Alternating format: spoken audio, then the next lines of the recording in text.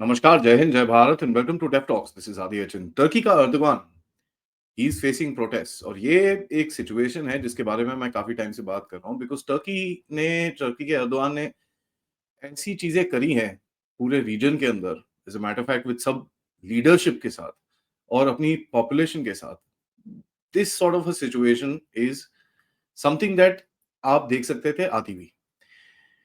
Now अगर आप देखें जो अरब मीडिया की तरफ से न्यूज़ आ रही है और रशिया की तरफ से न्यूज़ आ रही है, टर्की के अपने जो नेटवर्क्स हैं वो तो काफ़ी चुप हैं इसके बारे में, लेकिन जो बाकी जगह से न्यूज़ आ रही है specially online, things seem to be a little dangerous. और कल आरटी ने, रशिया टुडे ने एक ट्वीट करा है जिसके अंदर उन्होंने बोला है कि रश Turkey resembles a war zone. ठीक है, lawmakers reportedly call for an uprising and Erdogan's arrest. और सीरियन प्रेसिडेंट जो भी वहां पर अभी सीरिया में है, उसने बोला है कि 700 ट्रूप्स जरा भेजेंगे अर्दोगान को बैक करने के लिए। हुआ क्या है? हुआ ये है, मेरे हिसाब से this is a coup in advance.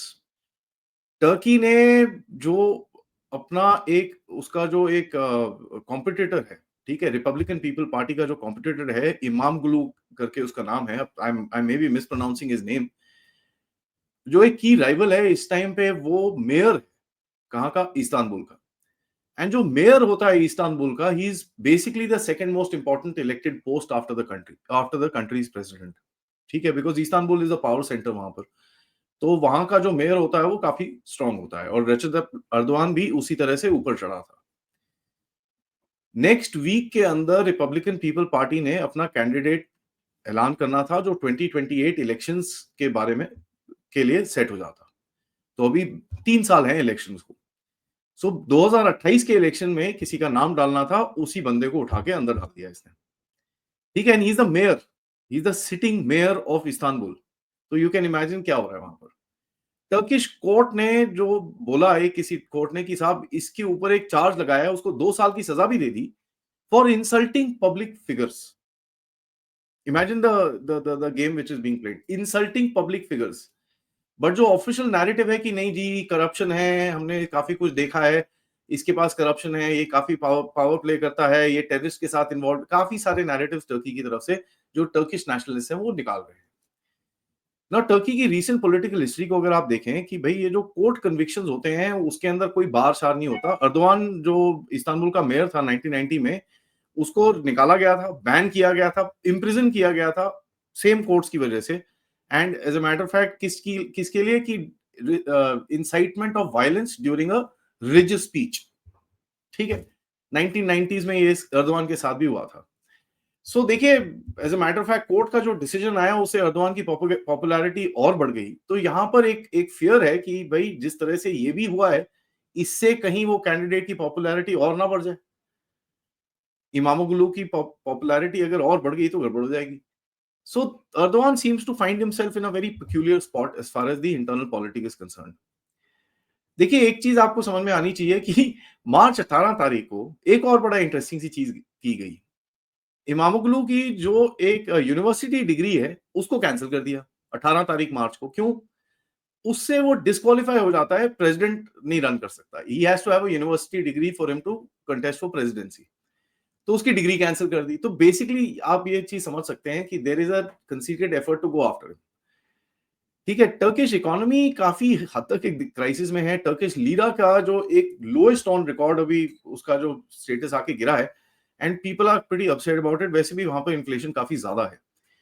देखिए, टर्की के एर्दोगान ने एक पॉलिसी रखी थी और लोगों से वहां पर जो उन्होंने बात करी थी कि इन्फ्लेशन थोड़ा ज्यादा रहेगा बिकॉज मैं पैसा खूब डालूंगा मार्केट के अंदर, I will create industry, and he is done that. But उससे इन्फ्लेशन जो बढ़ेगा, he is not been able to control that. उससे कुछ गड़बड़े वहां पर चल रही हैं। Plus as a matter of fact बीच बीच में वो काफी हद तक उसने इसराइल के ऊपर थोड़े सैंक्शन लगाए कि मैं यहाँ पर तेल नहीं बेचूंगा, मैं ये नहीं करूंगा, all that he did, he said. But at the end of it वो लोग 2-3 हफ्ते के लिए रुकता था, but he was to send it after that. Azerbaijan से तेल लेके by the way he sends it to Israel. तो ये भी गेम है इसका, एक तरफ इजराइल को गालियां निकालता है, दूसरी तरफ तेल बेचता है उसकी तरफ। Now these protest have come across in multiple cities. ये एक जगह पे नहीं है, इस्तांबुल में है, अंकारा में है, इजमीर में है, त्रावजान में है, काफी जगह पे है। और slogan such as Erdogan dictator and Imamoglu you not alone, ये चीजें काफी बार दिख रही हैं। 4 डे बैन लगा चुके हैं किसके ऊपर भाई, सोशल मीडिया के ऊपर, एक्स, यूट्यूब, इंस्टाग्राम, टिकटॉक, ये सब चीजें अभी नहीं चल रही, बट काफी इंफॉर्मेशन वहां पर आ रही है, VPN, this that all that network is pretty much there, and I am sure काफी कुछ और भी वहां पर चीजें हो रही होंगी, क्योंकि this is not alone, and because Turkey एक पार्ट है, टर्की का अर्डोगान एक पार्ट है मुस्लिम ब्रदरहुड का, and that's something that you must understand. इस चीज के ऊपर रशियन थिंकर जो अलेक्जेंडर डुगिन है, एंड इस रीजन के ऊपर, ब्लैक सी रीजन के ऊपर, Alexander Dugin is a very very good authority to listen to. उन्होंने बोला कि भाई अर्दोगान ने एक ग्रेव मिस्टेक करी बाय टॉपलिंग असाद, और असाद को गिरा के अभी कोई नहीं है उसको बचाने के लिए, there is no one. HTS से थोड़ा हेल्प आ सकती है, जैसे दिख रहा है कि 700 ट्रूप्स आ जाएंगे, but it's not going to make a difference, ठीक है। He is already in trouble and he is colluded with liberals, globalist and the Islamist who are the worst allies ever, which is absolutely correct. इसने Russia के साथ अपना relation damage करा है, Syria में जो करा उसके बाद फिर से डैमेज करा। इसने ईयू के साथ ये झगड़े करता रहता है, और यहां तक ये स्टेटमेंट देता है कि भैया जब तक मेरे को ईयू में नहीं डालोगे, ईयू इज नेवर वैलिड। तो ईयू वाले बोलते हैं यार ये टर्किश वर्शिप पता नहीं कहां का है, वी आर व्हाइट यूरोपियंस, हमको ये बंदा नहीं चाहिए। और अपने आप को पूरी तरह से एक यूरोपनाइज करने की इसने कोशिश करी है, अपने पॉपुलेशन को भी, अपने आप को भी, हमेशा वो एकदम वेरी वेस्टर्नाइज्ड लुक देता है अपना। The Turkish Airlines has that, their जो न्यूज नेटवर्क्स हैं चारों तरफ, their propaganda networks has that. So ये हमेशा से एक पोजीशनिंग उसकी रही है कि ईयू में मेरे को घुसना है, बट उसको घुसने नहीं देते। People in NATO don't trust him. America में देख लीजिए इस टाइम पे जो डीएनआई है, Tulsi Gabbard, she doesn't like him at all, ठीक है, बिल्कुल भी नहीं। And as a matter of fact Marco Rubio के भी एक दो नेगेटिव स्टेटमेंट्स आए हैं, अभी तक ट्रंप ने कुछ बोला नहीं है, बट ट्रंप डिड मेंशन जो सीरिया में हो रहा है वो ठीक नहीं है, that's what he said, and we all know उसके पीछे कौन था। इसने रिलेशनशिप जो इजराइल की, पब्लिक रिलेशनशिप जो इजराइल के साथ है वो बहुत खराब कर रखी है, because he is come out and said कि भाई हम तो जेरूसलम में घुसेंगे, हम तो ये करेंगे, हम वो करेंगे, to a point now Israel and Iran, Israel and Turkey are at loggerheads, ठीक है। ऑल्दो वो भी ट्रेड टूर चल रहा है, but it is not far off when these two go head on with each other. और ये reason जिस तरह से हिल रहा है अभी, जैसे गाजा के अंदर जो चीजें शुरू हुई हैं, उसके हिसाब से some stupid thing might just happen. And देखिए with Erdogan under pressure, one has to be extremely careful। European Union की तरफ से देखिए आया है स्टेटमेंट कि भैया डीप कंसर्न और ये वो सब कुछ। काउंसिल ऑफ यूरोप ने भी यही चीज बोला है, all the hallmarks of a political figure being repressed. United states की तरफ से कोई ऐसा स्पेसिफिक अभी रिएक्शन आया नहीं है, लेकिन आएगा। But you must understand US embassy ने ट्रैवल एडवाइजरीज ऑलरेडी इशू कर रखी हैं अभी, बाय द वे। एंड देखिए I think they would be something happening at the back end. Let's see, let's wait and watch. France and Germany ने तो obviously EU का के साथ वाला सेम स्टेटमेंट उन्होंने दिया है, बट यूएस का क्या रिएक्शन रहता है, स्टेट डिपार्टमेंट की तरफ से क्या आता है, this will actually tell us which direction this thing will go. सवाल ये उठ रहे हैं कि भाई is this the tipping point for Recep Tayyip Erdogan? 22 years, 22 साल तक वो पावर में था, ये अगर उसका टिपिंग पॉइंट है कि नहीं है, ये तो ऑब्वियसली टाइम ही बताएगा। What's at stake? अगर आप देखो, what's at stake is stability in that region. Turkey is a very important country as far as Black Sea जो है, वहां पर ब्लैक सी का जो एक्सेस है उसके ऊपर बड़ा एक क्रिटिकल उसका रोल है। टर्की की के करंट पॉलिसी के चक्कर के अंदर रशिया के साथ कुछ गड़बड़े हुई हैं, क्योंकि उसने यूक्रेन को हेल्प करी है, रशिया के साथ भी तेल मांगता है, तो he played both the sides of the war as far as that is concern. Cyprus और ग्रीस के साथ इसका जो काफी लोचा है, वहां पर रोल चलता रहता है। He created a new one with Israel now, Syria में घुसा हुआ है। Excuse me. टर्की और ईरान के बीच में थोड़े से टेंशंस आ रहे हैं। टर्की सपोर्ट्स अजरबैजान, अर्मेनिया के चक्कर में वहां पर घुसा रहता है। So there is a lot that this guy has gotten himself into. इसका जियोपॉलिटिकल पावर इतनी नहीं है जितनी इसने अपने आप को प्रोजेक्ट करी हुई है, और ऊपर से इसके जो टेररिज्म और इन चीजों के अंदर काफी जो एक ड्रीम है, और ये टर्की टू टर्किस्तान जो हमारे कर्नल रैना बोलते रहते हैं इसके बारे में, this is something which is I think an over extension for Turkey की करंट पावर, ठीक है, इतनी पावर नहीं है उसके पास। Let's see how this thing goes forward, but देखिए ही हैज रूल्ड सिंस 2003, पहले प्राइम मिनिस्टर था, फिर प्रेसिडेंट था। ही हैज सर्वाइव्ड, एक दो कूप हुए हैं, पहले भी प्रोटेस्ट हुए हैं, इलेक्शंस हुए हैं, काफी इसने करा है, क्रिटिक्स को जेल करा है, मिलिट्री को पर्ज करा है, मीडिया को कंट्रोल करा है, he is done all that, ठीक है। Is this the one that breaks him? Difficult to say, because इसने काफी कुछ तंग करा है लोगों को। यहां पर आती है military. Which way does the military fall will be the major question to ask, क्योंकि इसने मिलिट्री को भी काफी हद तक अपने स्टाइल का बना के रखा है. So let's see. अर्दोगान के जो इनिशियल स्टेटमेंट्स आए हैं, और ये एक रूमर चला था कि भाई अर्दोगान भाग गया, छोड़ छाड़ के भाग गया. एक जहाज की भी कोई इमेज आ रही थी कि भैया वो नॉर्थ की तरफ, यूरोप की तरफ भाग रहा है. डिफिकल्ट टू से, बट एक जो इनडायरेक्ट स्टेटमेंट आया है कि भाई एक्सटर्नल एनिमीज आ रहे हैं, और ये सब चीजें वो करता है. This is something that he does all the time.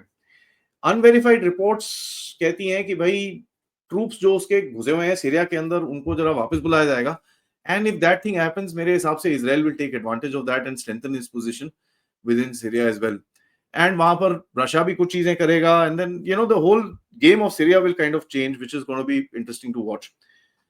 यहां पर आप एक और चीज देखेंगे कि टर्की के जो एक नेटो का सेंट्रल पॉइंट है, because got the largest army in NATO. ठीक है. एंड नेटो इस टाइम पे जिस तरह की कोशिशें कर रहा है कि यूक्रेन के अंदर थोड़ा सा इन्वॉल्वमेंट हो, थोड़ा पीस कीपिंग, ये वो and all that, how easy और difficult will it be for NATO और EU to kind of do this without Turkey, ये क्वेश्चन रहेगा. और अगर टर्की घुसेगा तो क्या क्या मांगेगा, एक क्वेश्चन रहेगा. अर्दोआन अगर सर्वाइव करता है तो इसका एक टेढ़ा गेम हो सकता है, अगर गिरता है तो एक कंप्लीटली डिफरेंट गेम हो सकता है. So this is a very interesting situation, because Turkey की जो स्ट्रेटेजिक लोकेशन है, इसका होता क्या है. Does he come back with weakened by weakening down, और does he come back with a hard crackdown. अब वो हार्ड क्रैकडाउन करेगा तो how will the world tolerate it और नॉट, इसके अंदर भी काफी सारे एंगल्स हैं. तो या he is kind of in इस टाइम पे जहां पर पूरा जियोपॉलिटिक्स दुनिया का शिफ्ट हो रहा है, this is not the right time to be जो एक पोजीशन में टर्की इस टाइम पे अपने आप को पाता है. क्योंकि जियोपॉलिटिकल और जो न्यू वर्ल्ड ऑर्डर के गेम के अंदर कोई भी कहीं वीकनेस किसी की दिखेगी, और टर्की की एक बहुत बड़ी वीकनेस है, people will kind of get into it and create chaos for him. Let's see whether this guy actually comes out. ये इमामोग्लू जो बाहर आता है, and if he comes out, what happens as far as the people are concerned, that is something which is going to be telling you the way forward. क्योंकि लोग थोड़े people are not very very happy.